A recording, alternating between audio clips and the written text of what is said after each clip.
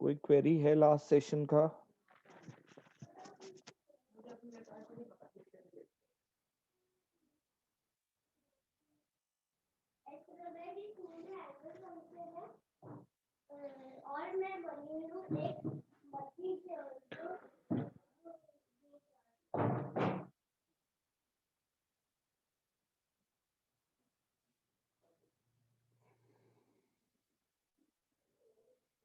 चलिए आगे कंटिन्यू कर रहे हैं बच्चे. My voice is audible to everyone? Yes, sir. Yes students, voice audible है बच्चे? Yes, sir. Yes. Yes, sir.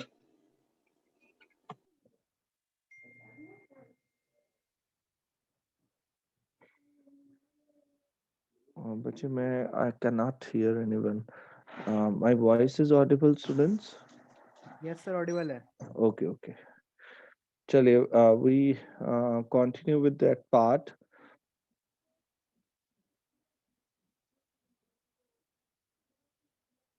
Up to 8 forms I think we have done.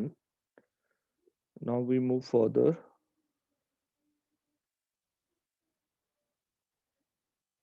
8 forms तक हमने किया था शायद. आगे Yes. हाँ आगे कंटिन्यू करेंगे. Now next two forms 9th and 10th are same, having same kind of logic. दोनों का logic same ही है. And this is also a kind of form which we don't have in NCERT. पहले concept समझ लीजिए फिर हम questions की तरफ मूव करेंगे.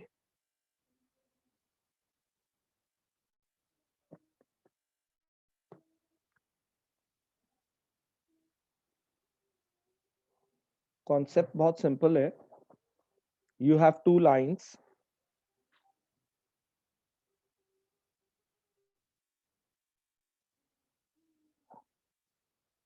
आपके पास 2 लाइंस हैं.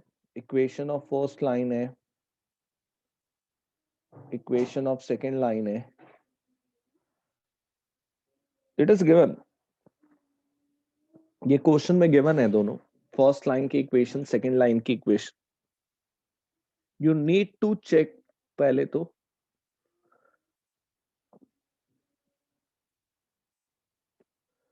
whether given two lines are intersecting or not. एक तो ये चेक करना है. और इसके आगे फर्दर वो बोल सकता है if lines are intersecting find the point of intersection also. तो ये कंप्लीट क्वेश्चन है. 6 मार्क्स की रेंज भी बोल सकते हो. So you have 2 lines given in the question. आपको चेक करना है या शो करना है गिवन 2 लाइंस इंटरसेक्टिंग है. और इसका एक्सटेंशन आगे क्वेश्चन का हो सकता है कि अगर इंटरसेक्टिंग है तो find the point of intersection. अगर इंटरसेक्टिंग है तो पॉइंट ऑफ इंटरसेक्शन भी हमें कैलकुलेट करना आ सकता है. तो only given part his lines की, दोनों लाइंस की इक्वेशन गिवन होगी. अब सुनो ध्यान से. ये लाइंस की इक्वेशन आपको कार्टेशियन फॉर्म में भी गिवन हो सकती है.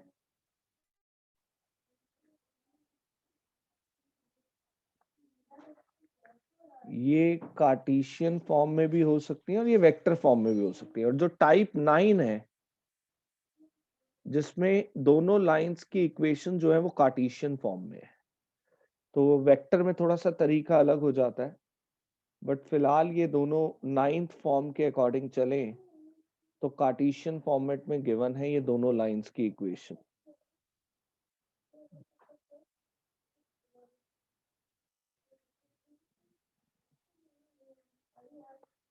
ये दोनों लाइंस की इक्वेशन हमें कार्टेशियन फॉर्मेट में गिवन है. Now when you have both lines in the Cartesian format, how we check, कैसे चेक करेंगे कि ये लाइंस इंटरसेक्टिंग है या नहीं. हाउ वी चेक कि लाइंस इंटरसेक्टिंग है क्या नहीं. तो मेरी बात को ध्यान से 2 मिनट सुनिए. हम क्या करेंगे, दोनों लाइंस के ऊपर एक एक जनरल पॉइंट कैलकुलेट कर लेंगे. We will calculate general point on both the lines. How we calculate general point on a line? एक पॉइंट लाइन के ऊपर जनरल पॉइंट कैसे कैलकुलेट करते हो? इक्वल टू लैम्डा रख के, यानी हम फर्स्ट लाइन की इक्वेशन को लैम्डा के इक्वल रखेंगे, एक्स वाई जेड लैम्डा में आ जाएगा। सेकेंड लाइन की इक्वेशन को म्यू के इक्वल रख लेंगे, तो एक्स वाई जेड म्यू में आ जाएगा। तो मैंने क्या कहा, दोबारा सुन लीजिए। We will calculate one general point on each line. We will keep our first equation equal to lambda, and we have x y z in terms of lambda, and then we kept our second line equal to mu, then we have x y z in terms of mu. और when we have these lambda and mu points, जो पहला point है वो lambda की terms में है, जो second point है वो म्यू की टर्म्स में है, देन वी इक्वेट बोथ, हम दोनों को इक्वेट कर देंगे। अब जैसे ही मैं दोनों पॉइंट्स को इक्वेट करूंगा, देन थ्री इक्वेशंस जनरेट हो जाएंगी लैम्डा और म्यू में। मैंने कहा मैं जैसे ही दोनों पॉइंट्स को इक्वेट करूंगा, एक्स को एक्स के इक्वल, वाई को वाई के, जेड के जेड के, तो इससे थ्री इक्वेशंस जनरेट हो जाएंगी लैम्डा और म्यू में। Now we have three equations in terms of lambda and mu, three linear equations. एक बात बताओ, आपके सामने तीन इक्वेशन है, लीनियर इक्वेशन है लैम्डा म्यू में। How many equations are enough to find the value of lambda and mu? Two. तो हम पहली दो इक्वेशन लेके उसको एलिमिनेशन से सॉल्व करके लैम्डा और म्यू की वैल्यू निकाल लेंगे, और जो पहली दो इक्वेशन से लैम्डा म्यू की वैल्यू आएगी उसको थर्ड इक्वेशन में पुट करके सेटिस्फाई करेंगे। अगर वो थर्ड इक्वेशन में लैम्डा और म्यू सेटिस्फाई हो जाता है, it means the lines are intersecting, they have common point. और अगर वो थर्ड इक्वेशन में सेटिस्फाई नहीं होता है lambda mu, it means lines are not intersecting.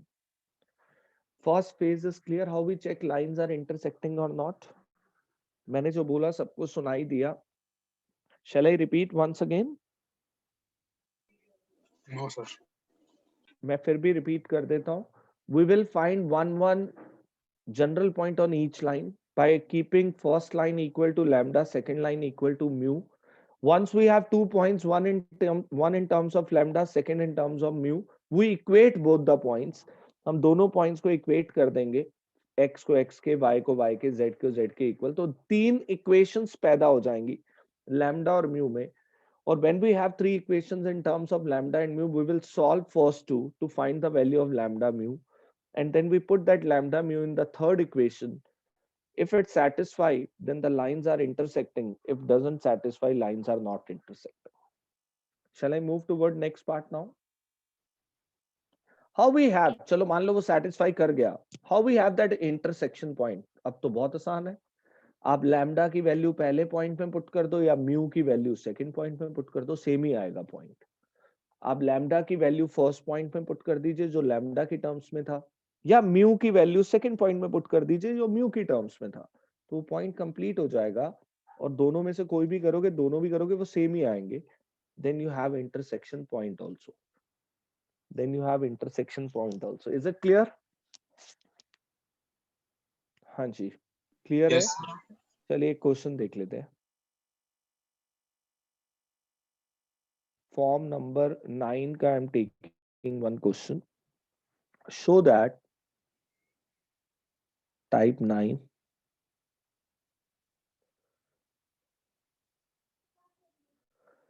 show that the lines are intersect, find their point of intersection. Equation of first line, we have x minus 1 upon 2, y minus 2 upon 3, z minus 3 upon 4. Equation of second line, x minus 4 upon 5, y minus 1 upon 2, z upon 3. Now to find general point on each line, we take first line equal to lambda and second line equal to mu. तो first line के ऊपर जो point आया 2 lambda plus 1, 3 lambda plus 2, 4 lambda plus 3। Second के ऊपर जो point आया 5 mu plus 4, 2 mu plus 1 3 mu, ये सेकंड के ऊपर पॉइंट आया. Now point on first line 2 lambda plus 1 3 lambda plus 2 4 lambda plus 3, and point on second line 5 mu plus 4 2 mu plus 1 and 3 mu. Now we equate. क्यों equate? Because if lines are intersecting, they must have common point. इसलिए दोनों को equate कर रहे हैं. Therefore, equate both points. ये लिखना है आपको. क्यों इक्वेट कर रहे हैं हम इन दोनों को? बिकॉज अगर लाइंस इंटरसेक्टिंग है तो उनके बीच में कॉमन पॉइंट होगा. Therefore equate both points. तो पहला 2 lambda plus 1 5 mu plus 4 2 lambda minus 5 mu is equal to 3 3 lambda plus 2 2 mu plus 1 3 lambda minus 2 mu is equal to minus 1 4 lambda plus 3 is equal to 3 mu 4 lambda minus 3 mu is equal to minus 3. Now how many points equations we solve here? बोलो कौन सी equation? पहली दो solve कर देते हैं. Solving first and second. You can use elimination method. We multiply first equation with 3. So 6 lambda minus 15 mu is equal to 9. Second equation को 2 से multiply. 6 lambda minus 4 mu is equal to minus 2. Minus plus plus ये आ जाएगा, cancel हो गया. और this one is, बोलो क्या आएगा? minus 11 mu is equal to 11. The value of mu comes out minus 1. Put mu is equal to minus 1 in first, so that lambda आ जाएगा. 2 lambda is minus 2. Lambda is also minus 1. Now put lambda minus 1 and mu minus 1 where? कहाँ put करें? Equation 3. In third equation. और third equation में जैसे ही इसको put किया वो satisfy कर रहा है. कर रहा है? No.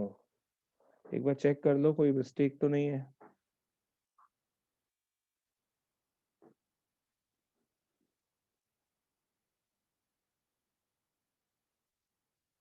Because as per me satisfy करेगा. show that लिखा हुआ. एक बार shifting check कर लेना points की. मैं lines की equation एक बार दोबारा देख लूं.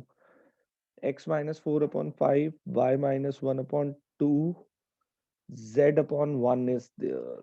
ये 1 है बच्चे, कोई बात नहीं. z upon 1 तो यहाँ पे आ जाएगा 1 only mu आएगा. और ये खाली mu उधर जाके माइनस. अब पुट करना जरा. 3 is not there. क्या बना आप बताओ? आ गया? -4 + 1 आ गया. -3 equal to -3. So lines are intersecting. एक चीज तो प्रूव हो गई कि लाइंस इंटरसेक्टिंग है. कोई डाउट यहां तक किसी को? Any doubt till this point? हाँ जी. Is it clear to everyone? Lines are intersecting. Now how we have the intersection point? बोलो. Either put lambda in this first point or put mu in this second point. कहीं भी put कर दो. एक जगह put कर दीजिए, चाहे लैम्डा को फर्स्ट पॉइंट में, लैम्डा की जगह -1 या म्यू -1 सेकेंड पॉइंट में, आंसर सेम आएगा. Right the point of intersection also. बताओ मुझे क्या आ रहा है पॉइंट ऑफ इंटरसेक्शन?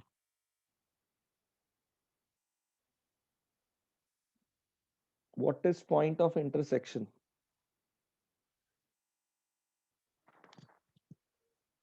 -1 ठीक है,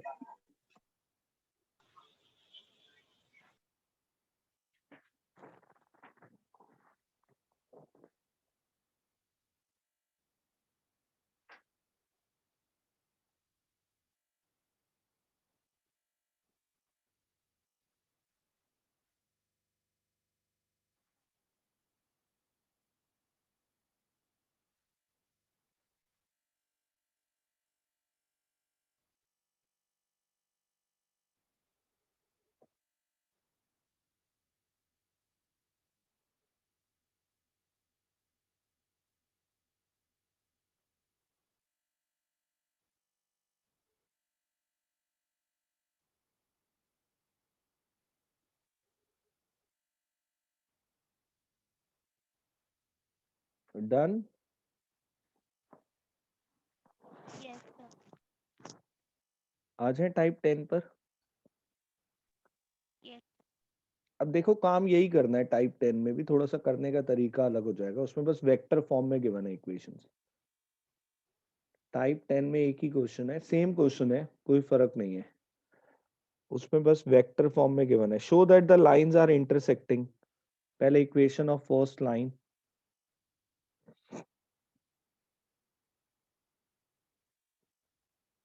आई कैप प्लस जे कैप माइनस के कैप प्लस लैम्डा 3 आई कैप माइनस जे कैप, और equation of second line r vector is equal to 4 I cap minus k cap plus mu 2 I cap plus 3 k cap। अब वही चीज है, prove that lines are intersecting, also find the point of intersection. तो इसको कैसे start लेना है, general point इसके ऊपर नहीं, इसको सीधा आप दोनों को इक्वेट कर सकते हो, बिकॉज दो both are equal to r vector, सीधा इक्वेट कर सकते हो। ये ज्यादा इजी है, तो ये कम आता है पेपर में। इक्वेट फर्स्ट एंड सेकंड, दोनों के राइट हैंड साइड को इक्वेट कर दो, दोनों की राइट हैंड साइड को इक्वेट कर दो,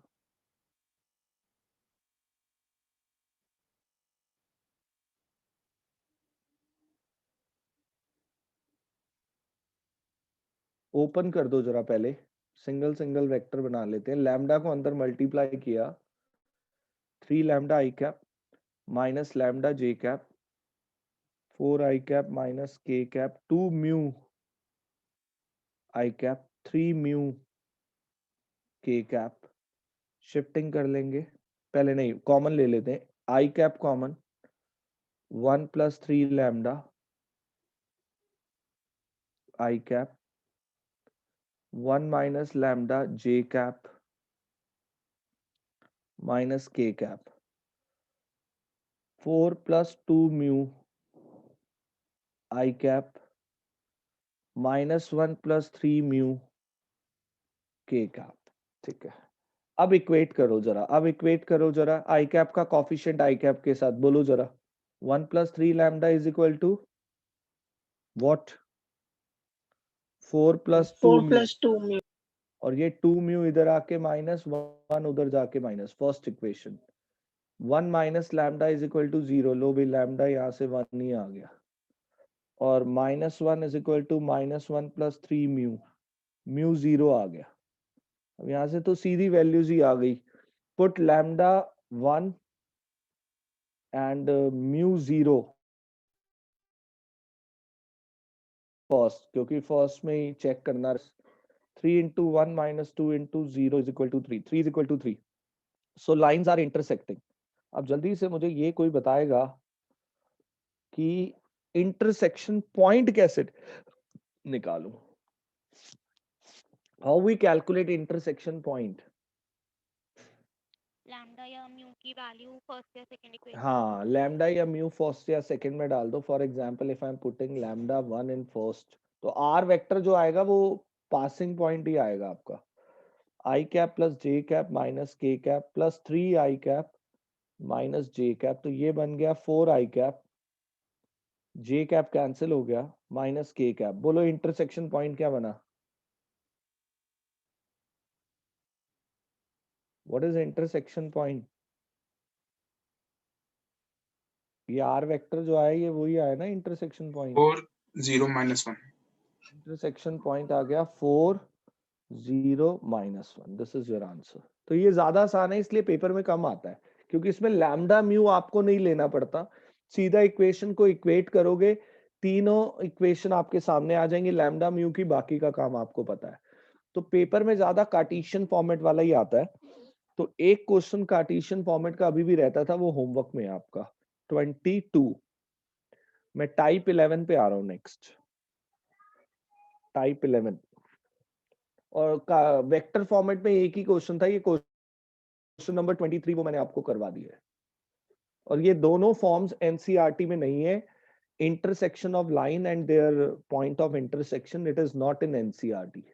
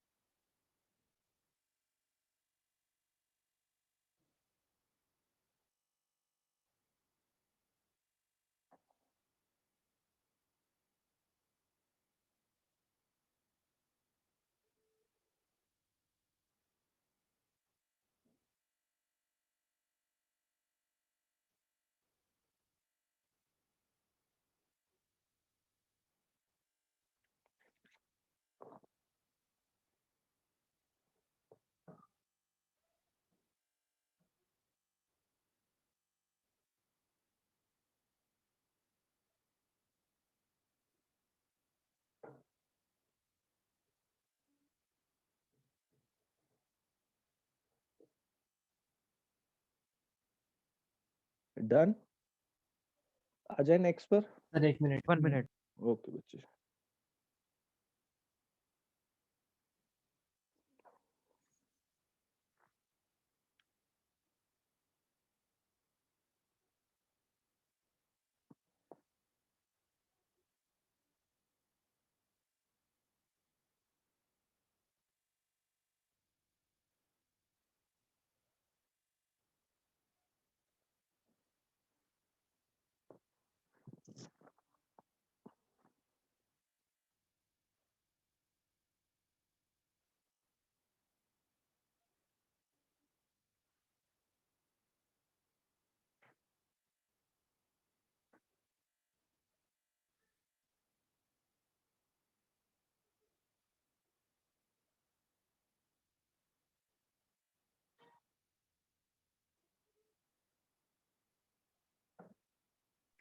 Done, sir.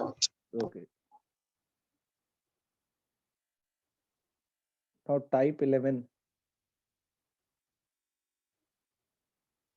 it is a perpendicular distance of line from a point। ध्यान से समझना, बहुत इंपॉर्टेंट है, 6 मार्क्स की रेंज है, एनसीईआरटी में नहीं है। एक पॉइंट गिवन है आपको P, यहां से एक परपेंडिकुलर आता है एक लाइन के ऊपर, लाइन की इक्वेशन गिवन है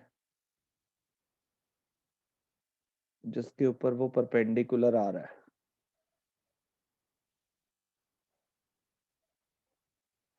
ये दो चीजें गिवन है।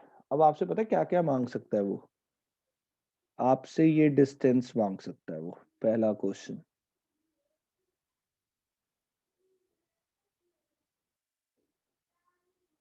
ये डिस्टेंस, पहला क्वेश्चन। आपसे ये फुट ऑफ परपेंडिकुलर मांग सकता है, it is foot of perpendicular, ये सेकंड क्वेश्चन। आपसे ये परपेंडिकुलर की इक्वेशन मांग सकता है। देखते जाओ, एक ही क्वेश्चन में कितनी चीजें हैं। Third, I am taking this point as M, equation मांग सकता है। आपसे इस पॉइंट P की इमेज भी मांग सकता है, वो इमेज नीचे आएगी, ये इमेज आएगी इसकी, पॉइंट P की image. This point Q, image. कितने क्वेश्चंस हो गए एक में? 4. 4 क्वेश्चंस। जरूरी नहीं है all 4 they ask any 2, any 1, any 3, any 4। Now मैं एक बात बताऊं, ये चारों क्वेश्चन के पीछे बस एक ही चीज छुपी हुई है जो आपको निकालनी है और उससे सारे आंसर मिल जाएंगे, और वो सबसे इंपॉर्टेंट चीज है this foot of perpendicular. This is most important. और मैं तो ये बोलूंगा, पेपर में डिस्टेंस आ जाए, इक्वेशन आ जाए, इमेज आ जाए, फुट ऑफ परपेंडिकुलर के बिना ये हम पहुंच ही नहीं सकते इन तीनों तक। तो हमें मेन क्या सीखना है, निकालना? बोलो क्या सीखना है? Foot of foot of perpendicular. Perpendicular. और once you have foot of perpendicular, मान लो मैंने आपको निकालना सिखा दिया, मान लो ये ए बी आ रहा है, मुझे लगता है आप सारे आंसर निकाल सकते हो। How we calculate distance between PM? Distance formula. A B C आ रहा है, मान लो ये डिस्टेंस फॉर्मूला। मान लो एम आ रहा है, ए बी सी, तो पी और एम के बीच में डिस्टेंस फॉर्मूला लगा देंगे 11th वाला। How we find equation of PM? How we find equation of PM? PM की इक्वेशन कैसे निकालेंगे once we have foot of perpendicular? नहीं पता किसी को पीएम की इक्वेशन कैसे आएगी? जब फुट ऑफ परपेंडिकुलर मैं बोल रहा हूं आ गया है, एम आ गया है, तब भी आप इक्वेशन ऑफ पीएम नहीं निकाल सकते। स्लोप निकल जाएगी 2.5। स्लोप नहीं, 2 पॉइंट फॉर्म से इक्वेशन बना देना। स्लोप तो 11th क्लास का रूल है। 2 पॉइंट फॉर्म से इक्वेशन बना देना। अरे बाबा, इक्वेशन ऑफ लाइन आप इतना कंफ्यूज हो रहे हो जैसे मैंने 10 तरीके बताए हो लाइन की इक्वेशन निकालने के। दो ही तो तरीके हैं, एक पॉइंट और एक डायरेक्शन। नहीं तो 2 पॉइंट, इसमें 2 पॉइंट हो तो गए, पी गिवन है, एम निकाल लिया। समझ आई मेरी बात क्या नहीं? Yes, sir. पी तो आपको गिवन है और एम आपने निकाल लिया, तो 2 पॉइंट फॉर्म से इक्वेशन ऑफ लाइन बनाने में क्या प्रॉब्लम है? Is it clear? यस और नो? Yes, sir. और how we find Q? Q कैसे आएगा? इमेज कैसे आएगी?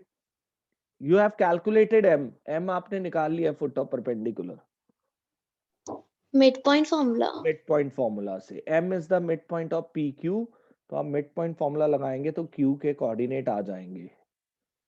पहले ये बताओ सबको, डिस्टेंस, इक्वेशन और इमेज क्लियर है after having foot of perpendicular? मैं अभी फुट ऑफ परपेंडिकुलर सिखाऊंगा आपको, लेकिन क्या सबको फुट ऑफ परपेंडिकुलर आने के बाद डिस्टेंस, इक्वेशन और इमेज क्लियर है कैसे आएगी? सर इमेज का बता दो। इमेज जो है मिड पॉइंट फॉर्मूला से आ जाएगी। m जो है वो मिड पॉइंट है, तो मिड पॉइंट होता है x is equal to x1 plus x2 upon 2। ये x तो आप निकाल चुके हो, ये रहा ये x1 यहां से मिल जाएगा। क्या कैलकुलेट करना है? x2 तो निकालना है, निकाल लेंगे। हाँ जी, ओके करोगे तो मैं फुट ऑफ परपेंडिकुलर की तरफ बढ़ूंगा। इसके बाद फुट ऑफ परपेंडिकुलर आने के बाद will you able to calculate distance, equation and image? Yes, sir. तो अब फुट ऑफ परपेंडिकुलर पे कैसे पहुंचना है वो मैं एक क्वेश्चन के थ्रू आपको बताऊंगा, और हर क्वेश्चन में ऐसे ही निकलता है फुट ऑफ परपेंडिकुलर। आप जस्ट इसको फिगर को नोट कर लीजिए कि ये क्वेरीज आ सकती हैं। और अब मैं एक क्वेश्चन की तरफ मूव कर रहा हूं जहां पे मेन पार्ट है फुट ऑफ परपेंडिकुलर कैलकुलेट करना।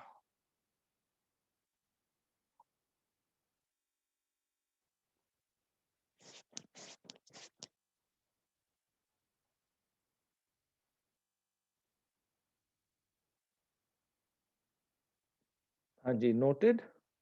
मूव कर रहे हैं आगे।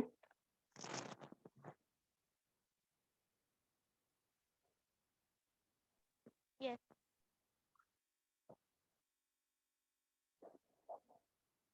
Question I am taking, find the perpendicular distance. Figure जरूर बनाना है ऐसे क्वेश्चंस में। Find the perpendicular distance of the point, एक तो डिस्टेंस निकालनी है।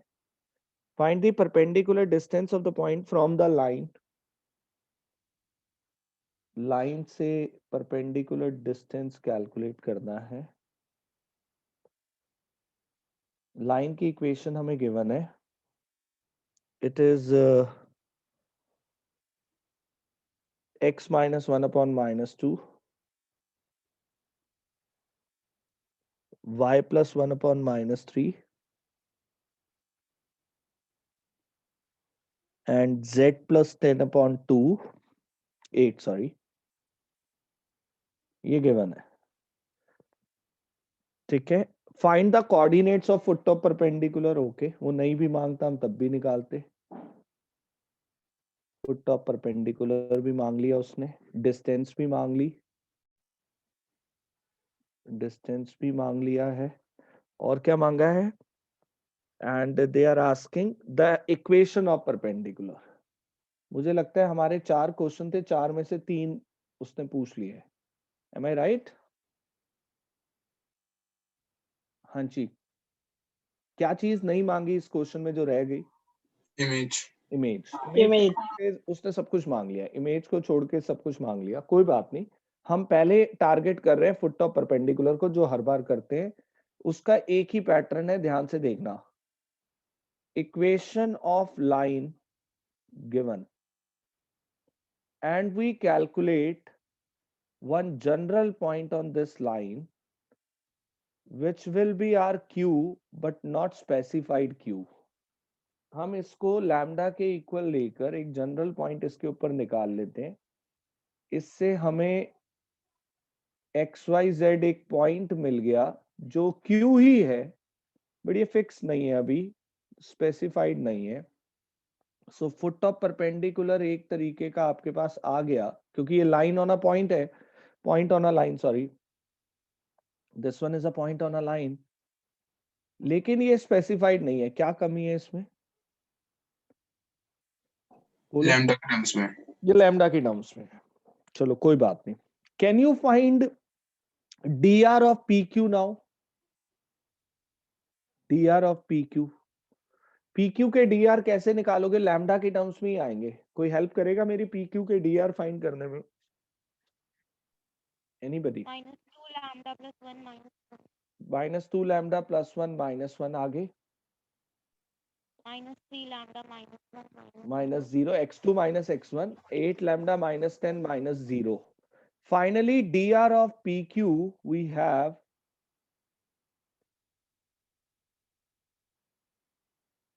ये dr of pq आ गए. And pq is perpendicular. I'm taking the name also of this line AB. क्या होता है जब दो लाइंस परपेंडिकुलर होती है तो? Dot product equals to 0. 0. तो ये रे dr pq के, और इस लाइन के dr बोलना जो लाइन गिवन है, जो लाइन गिवन है उसके dr. -2 -3 8. तो ये डॉट प्रोडक्ट 0 कर रहा हूं. -2 lambda into -2, -3 lambda -1 into -3, 8 lambda -10 into 8 equal to 0. क्या रिजल्ट आया? 4 lambda -9 lambda +3, 64 lambda -8 equal to 0. ये आएगा -80, सॉरी. अब बताना. 4 9 13 13 and 64 77 lambda -77. The value of lambda is 1. Foot of perpendicular complete हो गया बच्चों.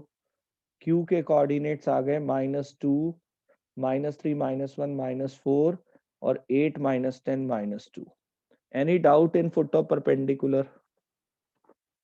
किसी No, को sir. कोई? ये ही तरीका हर बार फुट ऑफ परपेंडिकुलर का लगेगा. हमेशा लाइन की इक्वेशन के ऊपर जनरल पॉइंट लेंगे जो हमारा पॉइंट क्यू हो जाएगा, और जैसे ही हम पी क्यू के डीआर निकालेंगे और उसके डीआर का डॉट प्रोडक्ट ए बी की लाइन के साथ करेंगे, लैम्डा की वैल्यू आ जाएगी और वो फुट ऑफ परपेंडिकुलर एक स्पेसिफाइड पॉइंट बन जाएगा हर बार. Is it clear? Yes or no? Foot of perpendicular is clear Yes, to sir. everyone. Now Sir. just हाँ जी, ये just calculate distance and equation for me now. ये अब आपका काम है, जो 11th वाला काम है, और equation 2 point form से बना दो. P point ले लो 1 0 0 और Q ले लो ये रहा -2 -4 -2. एक तो ये distance निकाल दो और 2 point form से एक कार्टेशियन equation बना दो PQ की, जल्दी से. Distance under root x2 minus x1 to the whole square से.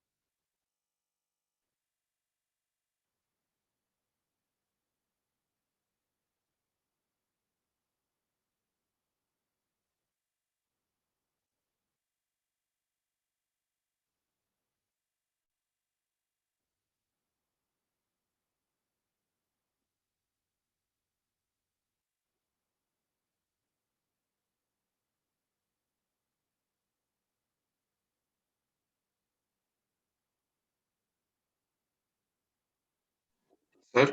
हाँ बोलो बेटा. Distance root 29 units है.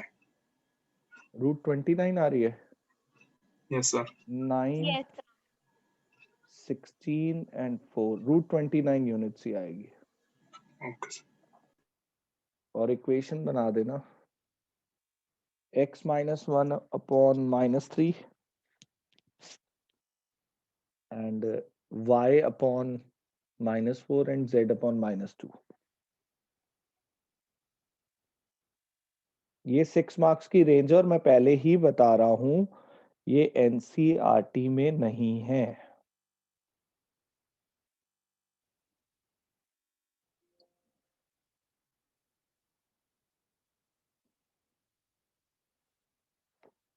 Next and last concept of line, जो एनसीईआरटी का भी पार्ट है. आ जाए नेक्स्ट पेज पर. सर इक्वेशन बताना फिर से एक बार. x minus 1 upon minus 3, y upon minus 4 and z upon minus 2. 2 point form से बना दो ना.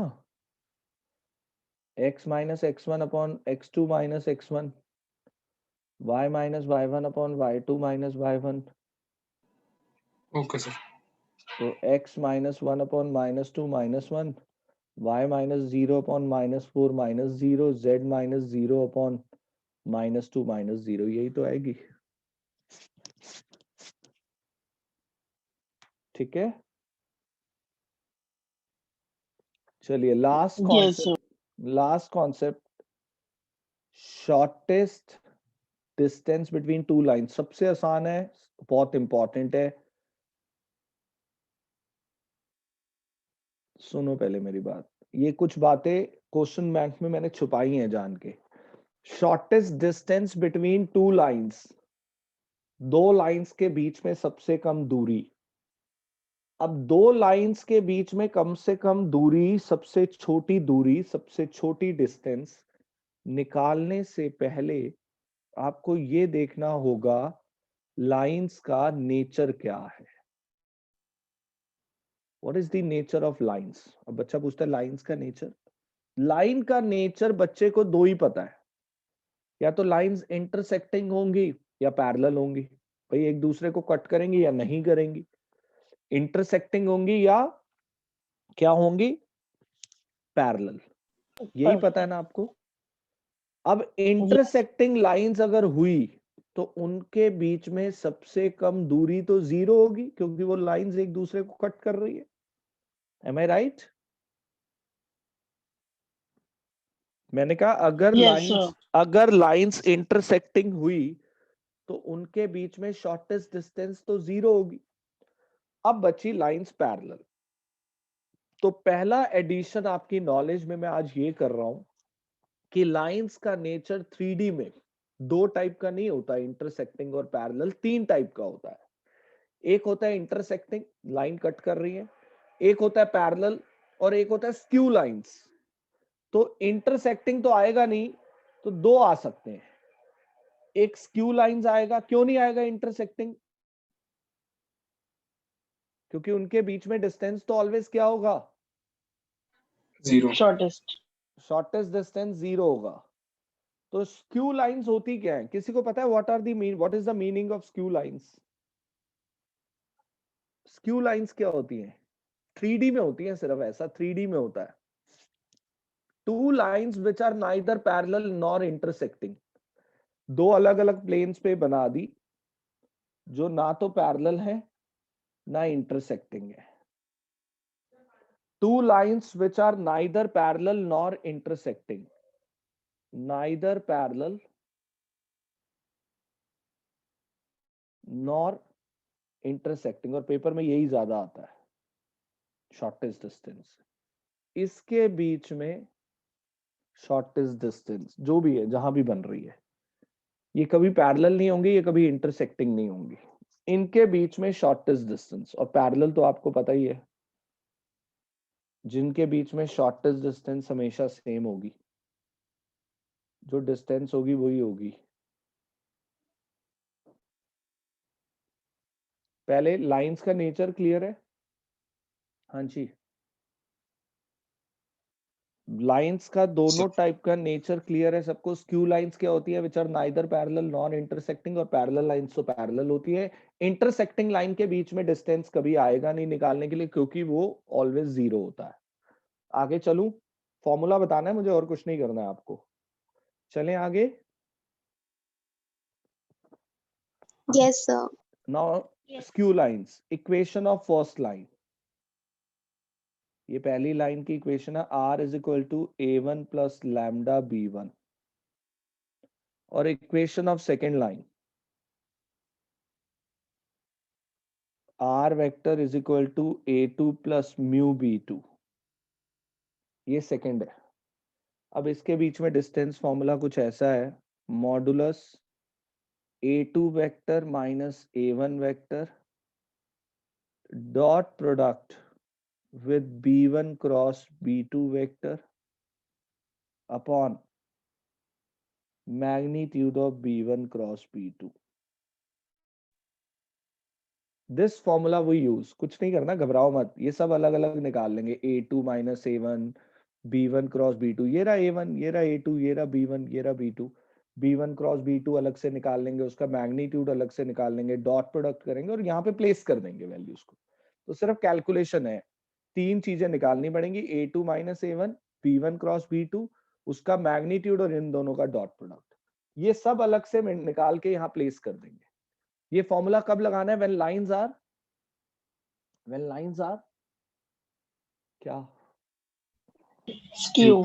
और पैरेलल के केस में नोटिस करना, इक्वेशन ऑफ फर्स्ट लाइन होगी r vector is equal to a1 plus lambda b, और इक्वेशन ऑफ सेकेंड लाइन होगी r vector is equal to a2 plus mu b. Have you noticed anything special in both equations?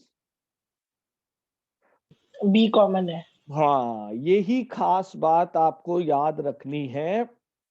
Paper में लिखा नहीं होगा ये parallel lines है, ये skew lines है। पैरेलल लाइंस की डायरेक्शन देखना, वो सेम होंगी या प्रोपोर्शनल होंगी। ये दोनों डायरेक्शन या तो सेम और प्रोपोर्शनल होंगी, यही पहचान है पैरेलल लाइन की। और यहाँ पे ये दोनों डिफरेंट होंगे, ये डिफरेंट होंगे, तो यही पहचान है। ये बी वेक्टर जो है या तो सेम होगा, प्रोपोर्शनल होगा पैरेलल लाइन के केस में, बट यहाँ पे बी वेक्टर एकदम अलग होगा। तो फॉर्मूला है डिस्टेंस का इसमें a2 minus a1 cross product with b, there magnitude and magnitude of b। ये फॉर्मूला आपका क्वेश्चन बैंक में प्रिंटेड नहीं है, इसको नोट कर लीजिए। पैरेलल लाइंस का a2 minus a1 cross b upon magnitude of b। लेकिन पता कैसे चलेगा लाइंस पैरेलल है या स्क्यू है? पता कैसे चलेगा लाइंस पैरेलल है या स्क्यू है? उनकी डिस्टेंस सेम होगी या प्रोपोर्शनल होगी? उनकी डायरेक्शन। डायरेक्शन को देखकर पता चलेगा। अगर उनकी डायरेक्शन दोनों लाइंस की सेम या प्रोपोर्शनल है तो आप सेकंड वाला मेथड यूज करोगे। अगर उन दोनों की डायरेक्शन बिल्कुल अलग है तो आप फर्स्ट वाला मेथड यूज करोगे। Is it clear? सबको क्लियर है? फॉर्मूला क्लियर है बच्चों? यस बेटा। सर न्यूमरेटर में जैसे हमने दोनों का डॉट प्रोडक्ट निकाल लिया, उसके बाद उसका मैग्नीट्यूड भी करना है? उस बच्चे एक बात सुनो, मैं आपको आज क्लियर कर रहा हूं, इसके बाद ये शायद कंफ्यूजन किसी के माइंड में रहेगा नहीं। ये मैंने साइन लगाए, किस चीज का साइन है ये जो मॉड। मॉड है या मैग्नीट्यूड है? मैग्नीट्यूड। मॉड नहीं है। हाँ जी मेरे बच्चों, एक सिंपल सा पॉइंट है, इसके अंदर अगर ये कांस्टेंट है तो ये मॉड है, और इसके अंदर अगर वेक्टर है तो ये क्या है? मैग्नीट्यूड। मैग्नीट्यूड। तो कंफ्यूजन होना ही नहीं चाहिए किसी बच्चे के माइंड में। एक बात बताओ, डॉट प्रोडक्ट कैसा आंसर पैदा करता है? डॉट प्रोडक्ट कैसा आंसर पैदा करता है? हाँ स्केलर। जी स्केलर। तो ये मॉडुलस हो गया उसके लिए, ये मॉडुलस का सिंबल है। और ये क्रॉस प्रोडक्ट है, इधर रेड पेन से मार्क कर रहा हूं। क्रॉस प्रोडक्ट कैसा आंसर पैदा करता है? वेक्टर। तो ये उसके लिए मैग्नीट्यूड हो गया। तो अपनी कंफ्यूजन को दूर कर लो, बार के साइन मैग्नीट्यूड के भी होते हैं और मॉडुलस के भी होते हैं, लेकिन वो डिपेंड करता है उन बार्स के अंदर क्या है। अगर उन बार्स के अंदर कांस्टेंट है तो वो मॉडुलस है, और उन बार्स के अंदर अगर वेक्टर है तो वो मैग्नीट्यूड है। अच्छा एक बात बताओ, अब मैं रेड पेन से मार्क करूंगा, यहां बताना। ये देखो, ये साइन किसका है बार का? मैग्नीट्यूड। मैग्नीट्यूड। ये वाला साइन किसका है बार का? ये अब जो बार बार कर रहा हूं,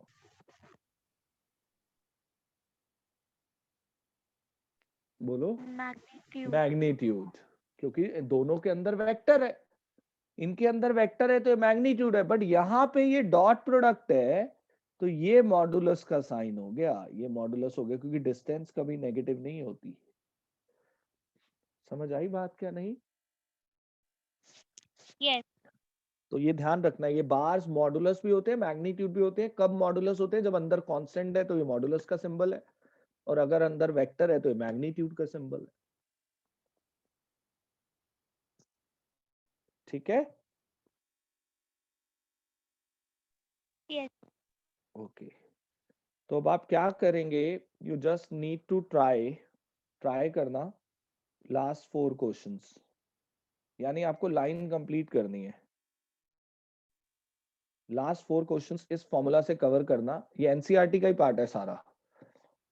और मेरे अकॉर्डिंग लाइंस फिनिश हो गया। अब आप अपनी एनसीईआरटी से लाइंस जहां से मर्जी करो, पूरी सेकंड एक्सरसाइज करो, एंगल बिटवीन 2 लाइन छोड़ देना, और मिसलेनियस के भी लाइंस के क्वेश्चन करने हैं करो। मेरे according we have finished total line. Now we move to plane in next class.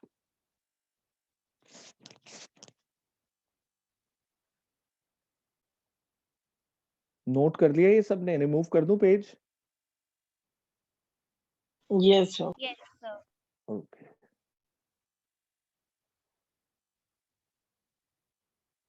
Sir boards March में ही होंगे या अभी पोस्टपोन हो कुछ सकते पता हैं? नहीं, शायद पोस्टपोन हो सकते हैं, कुछ नोटिफिकेशन पीछे आए थे, मई तक जा सकते हैं, बट कल पिक्चर ज्यादा क्लियर हो जाएगी कल के बाद। Okay sir.